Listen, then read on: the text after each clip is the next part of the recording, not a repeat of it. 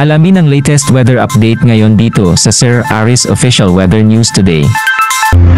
Patuloy pa rin umiiral ang southwest monsoon o habagat sa buong bahagi ng Luzon na kung saan ngayong gabi inaasahan natin na magdudulot pa rin ito ng bugso-bugsong mga pag-ulan sa bahagi po na Ilocos Region, Zambales, Bataan, pati na rin sa Batanes at Babuyan Islands. Kaya doble ingat po sa ating mga kababayan dyan dahil yung bugso ng pag-ulan na dala ng habagat ay posible malalakas at posible po ito magdulot ng mga pagbaha at mga pagguho ng lupa.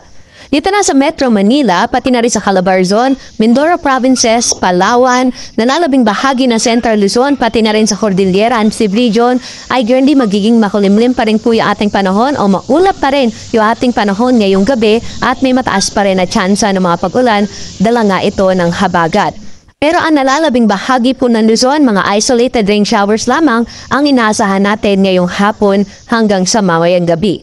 Sa bahagi na po ng Visayas at Mindanao, ngayong hapon hanggang mamayang gabi ay may inaasahan po tayo dyan mga isolated rain showers. Dala po ito ng localized thunderstorm. Kaya po pwede natin i-monitor yung ating mga Pag-asa Regional Services Divisions dahil nag-i-issue po sila ng mga thunderstorm advisories na pinupost po nila ito sa ating social media accounts pati na rin sa ating website. At ingat din po sa ating mga kababayan, lalo na sa pauwi po ngayong hapon dahil nga posible rin na malakas yung buhos ng pag-ulan dala ng mga localized thunderstorm.